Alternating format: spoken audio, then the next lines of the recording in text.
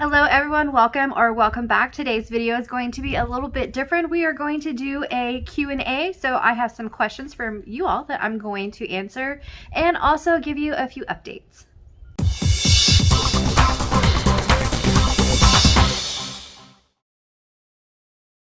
Alright, I said that whenever I reach 20,000 subscribers, I would do a Q&A, and here we are. I have over 20,000 subscribers on my YouTube channel, and even saying that, I still can't believe it.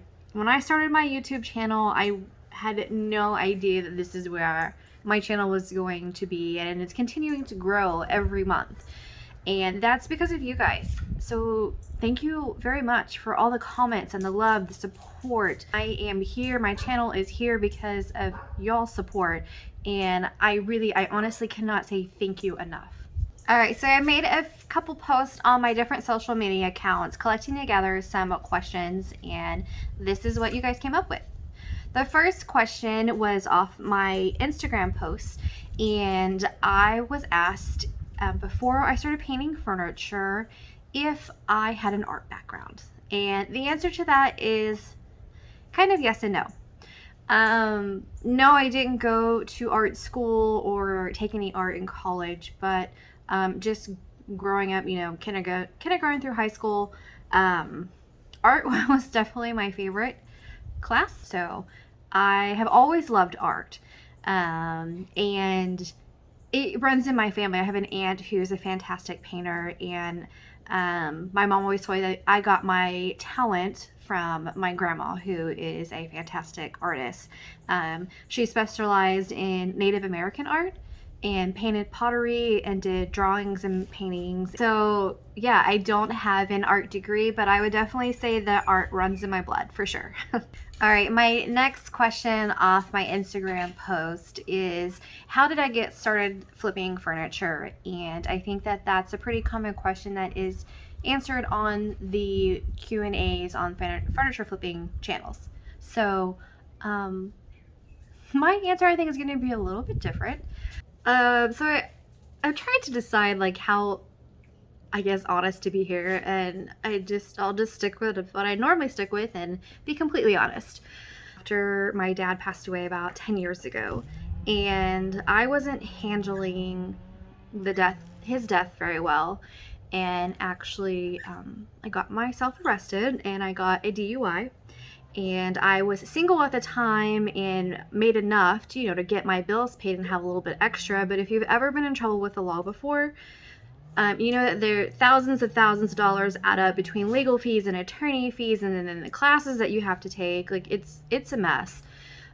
So I had already painted a few pieces of furniture, and I thought about, I showed pictures and people told me that my piece looked really good.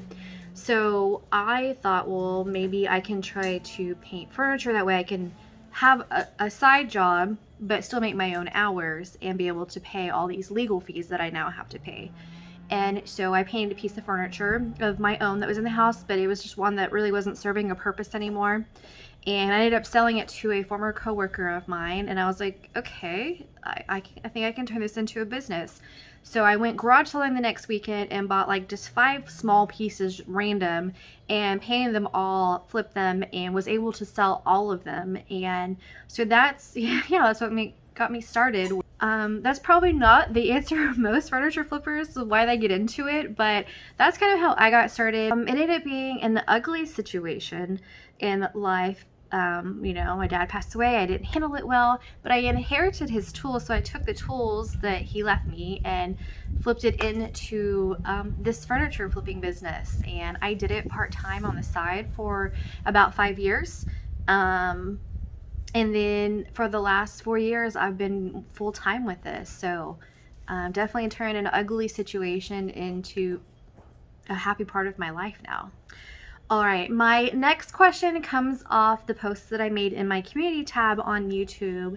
And the question is, what paint do I recommend for outdoor furniture? And I'm going to stick with honesty is the best policy and just say that 99% of the pieces that I have painted and sold have been intended for indoor purpose only. So I'm going to choose to, I guess, kind of stay in my lane on that one and just say I'm not the best person to answer that question. I haven't dove into that aspect of flipping furniture enough to feel comfortable giving advice, because I don't want to give anyone advice in the wrong direction. So I'm sure there are plenty of other YouTubers or furniture flippers who do have experience with that. I wish that I could help everybody with every single question, but I try to only, answer the things that I can confidently with the experience that I've had. All right, my next question is one that I get over and over on my videos. And the question is regarding pricing. How do I know what to price my stuff? And there's a few things that basically factor into that. It's a really tough question to answer. So here are my pointers on pricing. Okay, the first thing to consider with pricing is it's really hard. I can't sit there and tell you exactly what to price your furniture for, but I can give you some pointers to go in the right direction. The market is so wide as far as pricing is considered. So what I sell something for in Oklahoma is not what it's going to sell for in California or Maine or in another country. So that's why it is such a hard question to answer directly. So to start, I would look on the selling apps that your area uses, whether that is Facebook Marketplace, OfferUp, and there's tons of different ones. I would look up some painted furniture or refurbished furniture that is local to you that's already listed and kind of check the prices on it. If you can, save the post so you can watch it and actually see what it's listed for versus what it actually sells for. So you can watch it to see if someone listed it super high, because you don't want to set your expectation of getting that if they're marking it down $50 every week and then it goes all the way down to $300. So I would start there with looking for painted furniture that someone is already trying to sell in your area.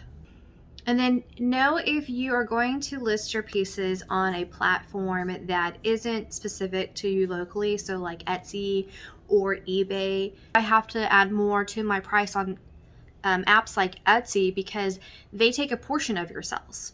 So be conscious of that, or thoughtful of that there are some platforms that are going to take some of your money, so you have to factor that into your price. And then my next thing would be come up with a system for pricing. So I know some furniture flippers who will do it off size. I do kind of a combination of them. I've done furniture long enough that I know how long a nightstand takes me. Like I know how many hours it takes to clean, to prep, to paint, to top coat, to stage it. So I know how long a nightstand takes me, a dresser, and so I can kind of give a ballpark figure on my pricing, but I keep a tab of what I paid for the piece, what my supplies spent to create the piece was, and then how many hours. So I don't necessarily time myself for every single piece anymore, but at first when I was coming up with pricing, I definitely did. I timed myself so I know how many hours it took me to do a piece, and I came up with an hourly rate that was good for doing custom work in my local area. Like I obviously can't tell you what in your area your hourly rate should be, because the state's wages change so much from state to state and even from country to country. So I would look at what minimum wage is in your area and factor in that this is custom work, so you're going to do a piece that potentially no one else in the world is going to have, and basically set an hourly rate that you are comfortable with, and then go from there. Another thing to think about too when you're doing your pricing is, especially whenever you're adding up your hours so you know the price to list a piece for, is Is this a piece that you got off Facebook Marketplace and you had to drive 30 minutes to get and 30 minutes back to the house? Are you delivering this piece for the person? I could go on and on and on and on for ever with pricing. So just check your local market, see what things are going, painted furniture or refurbished furniture is going for, to give yourself an idea kind of what to price your stuff at. And then time yourself for a while, especially if you're new on your pieces. Keep track of what you paid for the piece, what you paid for supplies, and how long it took you to get the piece and do it. And then add in some delivery if you're having to deliver the piece for the client. So that's my method of coming up with my prices, and I hope that was helpful for you. All right, so that takes me into my next question, which is, how do you maneuver through shipping? And I do ship through a company called UShip. All right, if you're not familiar with UShip, this is a quick breakdown of how it works. So basically what you do is set up a profile, and then you will list an item that you need shipped. You put a picture of it, put the weight, although when they come pick it up, the delivery people don't actually weigh, so you can do a guesstimated weight on your furniture piece. And then you'll have that kind of posted as an ad, and delivery people or shippers will put bids in that you'll get emailed to you, and you pick which bid that you want to go with. So here's some advice that I have learned using UShip for about 6 months now. When you list a furniture piece that you are going to have delivered, make sure in your description of what's being shipped that you put in there that you want someone with an enclosed trailer or an enclosed vehicle, because sometimes people will come with an SUV or just a truck. I learned the hard way, and I shipped a dresser to California, and someone showed up in an open bed pickup truck to take that, and it rained and they did not pull over, and it got soaking wet and it got ruined. So, tip of advice, learn from my mistake. That was a heartbreak because I love that dresser. And then my next piece of advice for using UShip or a company like UShip is typically your first bid is not going to be a reasonable offer. At least in my experience, it hasn't been. So just know that you don't have to take the first bid that comes in. You get to pick one, and just wait for a reasonable offer. Okay, so whenever you get a piece listed, you get a shipper lined up, what do? The next thing that you want to do is to let them do their thing. So there are furniture flippers who wrap up their stuff themselves, but from the shippers that I have used, they prefer to take a before and then they send you an after picture when it's there, so you know that it arrived unscratched. So I don't do anything to my pieces. When the shipper shows up or the delivery person shows up, they will take the before picture. They will wrap it in furniture blankets. That's usually included in the shipping price. And then they can bubble wrap it or whatever if you want, but that's usually additional to do that.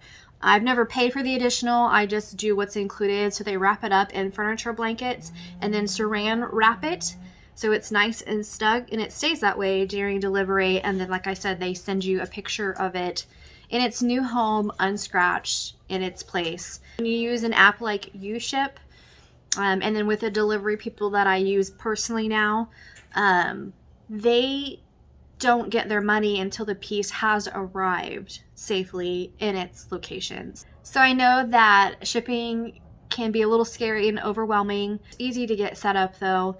I was really scared my first time I did it too, but find a shipping company like UShip and make a profile. Make sure you put in all the details that you need to, that you have an enclosed trailer. Wait for a reasonable offer. Get that person's information if they give you a reasonable offer, and do a good job delivering your stuff. Let the shipper ship it and then release the money once it's safely arrived. And it's really that simple. I know it's intimidating, but it is that simple. Okay, and then I got a few questions out of an Instagram chat that I'm in. And one of the questions is, what furniture pieces can I not pass up? And I have two furniture pieces that if I see for sale for a reasonable, because sometimes they get ridiculous prices, but for a reasonable price, I'm going to buy them. And that is going to be a true mid-century piece, not the newer stuff that's made to look like mid-century modern, but definitely a true, especially if it's name brand, a true mid-century piece. And then I really love the serpentine, so the dressers and nightstands with the curvy front. I love those for some reason. I can always picture some very like artistic finish to them if they need to be refinished. So those are the two types of furniture that I pretty much always buy if it's reasonably priced. Okay, my next question out of my Instagram chat that I'm in was, what is my favorite piece that I have flipped? And I have a handful. I have like definitely a top 5. But out of all of those, I would have to say that my bee buffet that I did, which I'll put a picture up here for you guys. If you remember this piece, it was a video on my YouTube channel, and that was definitely a true trash to treasure. And I have to say, to this date, it is my favorite piece that I have flipped. My last question I have for you guys today is, if I am not watching furniture flipping videos on YouTube, then what else am I watching? All right, on YouTube, I do watch a few other things besides furniture flipping. I have kind of started to grow an interest in woodworking. More specifically, I am interested in starting to make wood jewelry. So that's kind of what I've been looking into. Also, I'm really interested in bus conversions. I love watching those before and after videos and taking the tours of the little schoolies and the campers and the buses that people have converted. I don't know if that's something I'll ever do myself, but it's just really interesting to me. If I'm not watching YouTube, like on Netflix, something that's Viking related. My husband and I watch a lot of Viking shows for some reasons. That's just something we're into. And then I have to say, for my like bad cheesy TV, I'm I can't believe I'm gonna admit this. I'm a Bachelor fan. I know, and I've watched it since season 1, and so I can't stop watching it. It's just, it's cheesy, it's drama.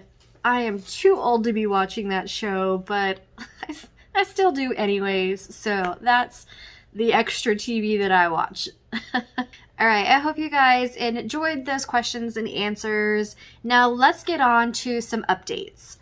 So I had mentioned back, I think July-ish, like last summer, that I had been accepted into yoga therapy school. I had said that I was taking my furniture sales from my YouTube channel and putting that towards school, and I did it. I was able to pay for my first year of school, so I went and took my first session, and I learned a whole lot, and I look forward to the much more I'm sure I'm going to learn over my next weekends that are spread throughout the year. And along the lines, on the subject of yoga, if you don't know, that I'm also a yoga instructor, and I have started a second YouTube channel that is for yoga, basically.